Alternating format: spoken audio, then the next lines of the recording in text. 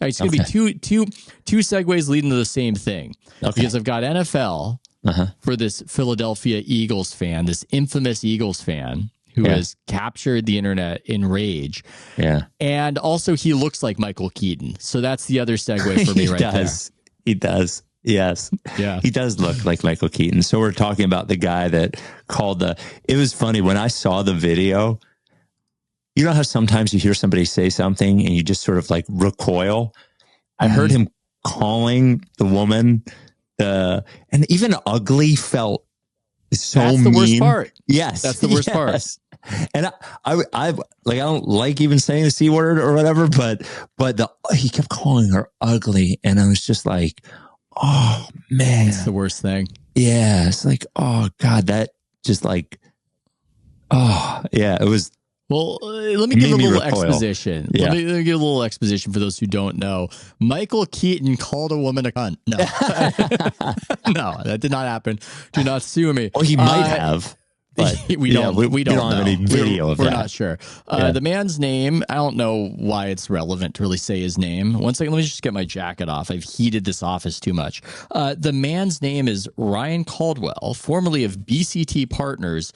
There is a lot of laughter over how it is a DEI-focused management consultant firm. The man, if you haven't gleaned from my describing him as similar to Michael Keaton, is indeed white, at least as far as I can see.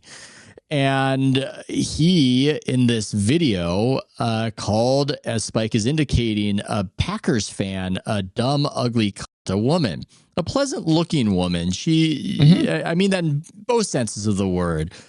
She seemed nice, which I think is also why this became this viral outrage moment. She looked like a nice lady to work with, and this Eagles fan, this unshaven savage of an Eagles fan, is calling her a dumb, ugly, and then challenging her fiance to do something about it. He also used the phrase, "Don't throw cum in the air," over applauding too quickly after some sort of thing that was happening out there in the football field. I've never heard that phrase before. I've never heard that phrase in my life. That made me think you should track this guy down and get him as a caller.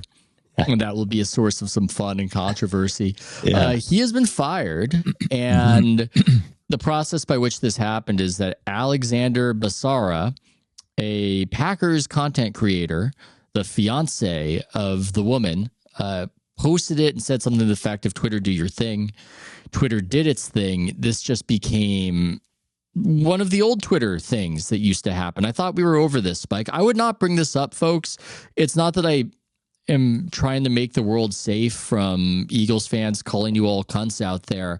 It's just more that I thought this social moment had passed, this sort of cancellation moment. Where we ruined somebody's life for a mistake they made. Yeah. We all get together and we all feel good that we found the bad guy and we purged him and we had that human sacrifice.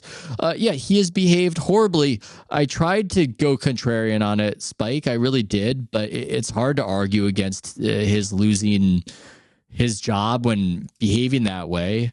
I do, in a way, miss the 1990s where you could just say anything to anybody, apparently. I mean, the freedom we have, we didn't know. You could just call any stranger anything and nothing would happen. But anyway, you are a tribune for the city of Philadelphia. You cover the Eagles. Yeah. You are familiar with this fan culture that has a reputation of being harsh and horrific, throwing batteries at Santa Claus.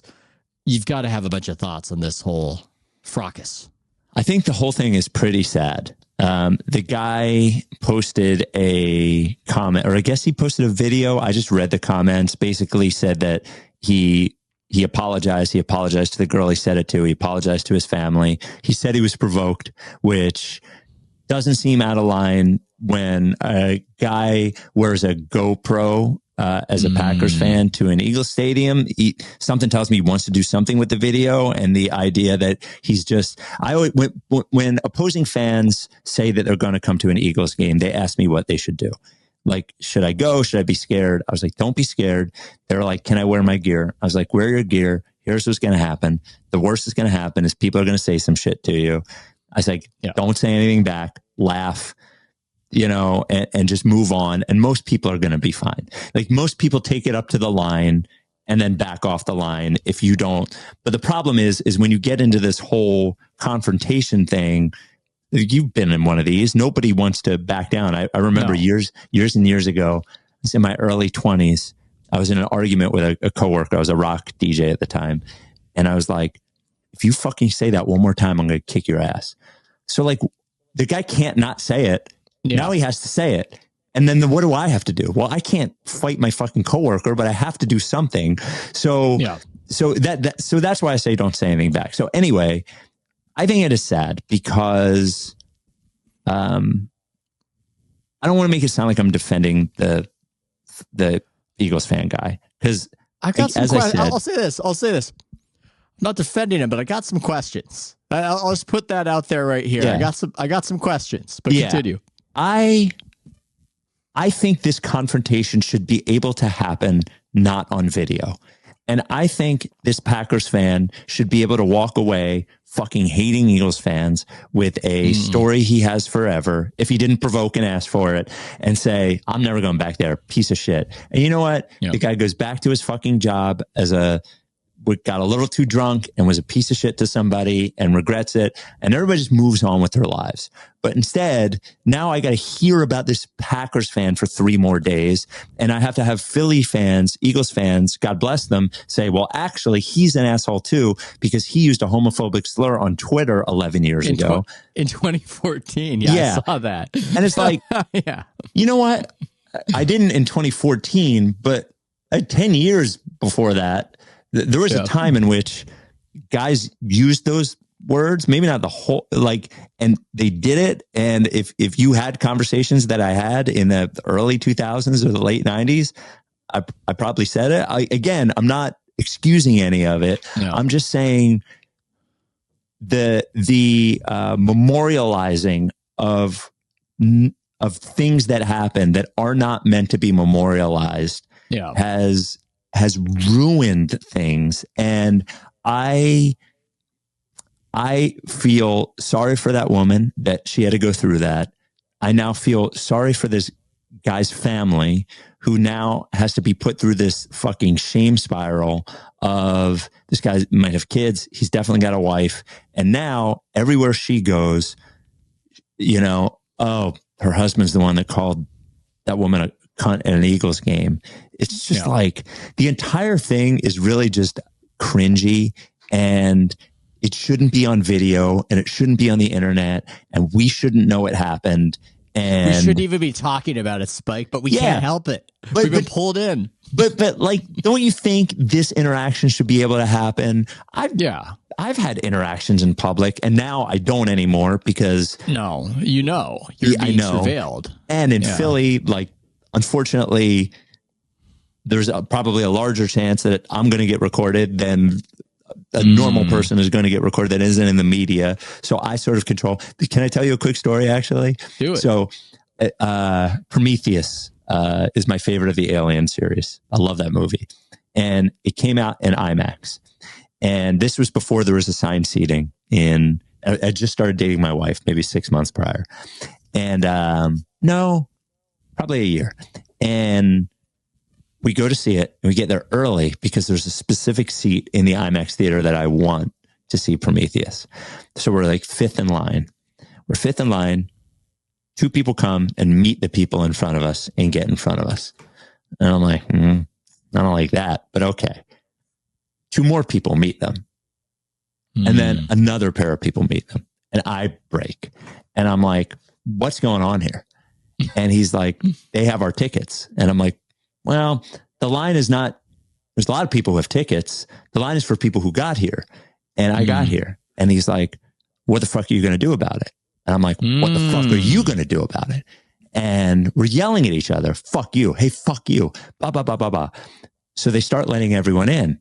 And as we go in, I see a guy at the theater across just go, Spike. now, people at the time were not recording everything, but it was like this moment where if that moment were on camera, I would never live that moment down, Yeah. Now, my wife and I did get in an argument in the theater. We left before the movie started. We fought in the parking lot. I drove her home. And then I went to see Prometheus at another theater at 11 o'clock that night by myself. Yeah. But all that is to say, I like that interaction was not recorded and posted somewhere because it doesn't matter.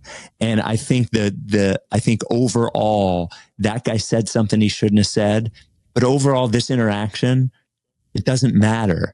And I don't like that people's lives are being ruined and exposed because of this interaction that doesn't matter. Well, it's hard to imagine somebody who did what this guy did being an otherwise good person or decent person or responsible person. I can come up with a way it might have happened that those two things can coexist. But for most people, when they see something like that, what they're reacting to is this is a horrible person. Now, there's something interesting about it being easier to marshal a popular outrage against somebody who does this versus something actually physically heinous. And that there's not anger over people who do real violence, for instance. Well, you mentioned the Ray Rice, but that was a particular scenario where we knew who Ray Rice was. Yeah. So that's a bit odd. Now, I got some questions. I'm not saying the man's innocent, but I got some questions. That's all I'm saying. For instance, on the video, maybe I didn't see the full video, but Alexander Basara said, "Don't call my wife or don't call her a dumb, ugly cunt," or something to that effect. Before I heard Ryan Caldwell call her a dumb, ugly cunt, yeah, and that doesn't justify him saying it. But if the phrase, you just wonder, is this a clout chaser? Is this somebody who has got his camera, he's prodding, he's poking, and then he uses the phrase, "Hey, don't say this." Like, well, I'll say it. I'll call her that. You wonder if it's that situation, if that's more permissible. Again, there might be a longer version where he said it in the first place, but that was odd. Other odd thing is it sounded like, who I assume is Basara, sounded like he had a Philly accent when he was describing something. That was another here nor there. But yeah, you wonder. I just wonder when I see this Basara, maybe everything is on the up and up, but bit of a aspirational celebrity, telling Twitter to do its thing, recording the interaction. That's just interesting. Well, he wore a GoPro, I think, to the game. Yeah. Maybe. Yeah. I mean, that's a little odd right there. And by the way, Twitter, do your thing. Don't like it. Yeah. Don't like it. No. Sometimes, now I love TikTok. Sometimes I'll see a video of a girl that meets a guy at a concert, and she has a quick video of them two together, and they lost each other, and they had a fun time together, and she posts the video, and she's like, "TikTok, do your thing. Please find this guy for me." Oh, that's nice. That's kind of charming. But Twitter, do your thing. Find out this guy's name and where he works, and ruin his life. Ruin his life. Yeah. I hadn't thought about the fact that I didn't hear the phrase before the Packers fan said it, that maybe he was the first one to say that phrase. I hadn't considered that.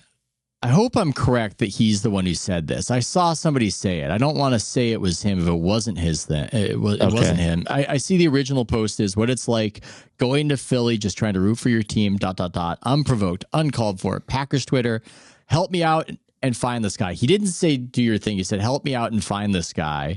This is not okay.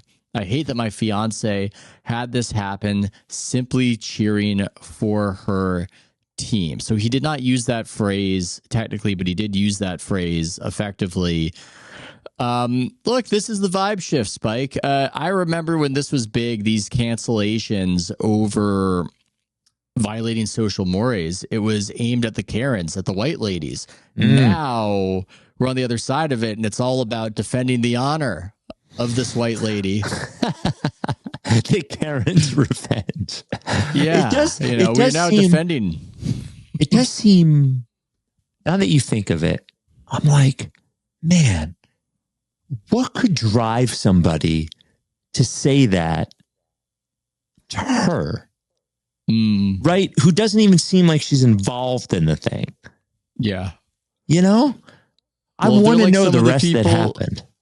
I mean, if they're like some of the people who listened to you and follow you in the Philadelphia area, maybe she was saying bad things about Jalen Hurts. Maybe she was saying, look, I know they're winning, but is he doing anything?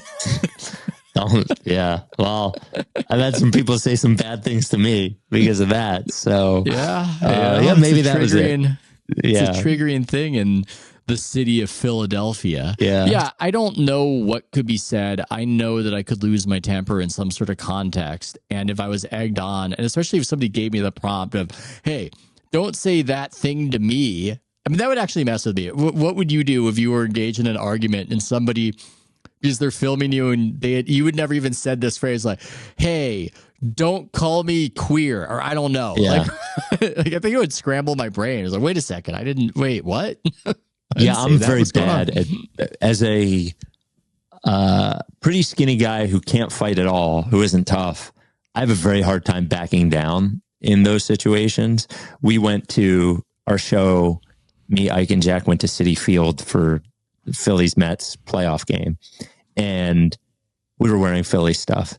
And after like 3 innings of people saying stuff to us when we would go to the bathroom, like one guy said something to me and I just walked away from Mike and Jack and I was like, you want to say that again? And like, he has a whole stadium full of Mets fans there. What am I going to do?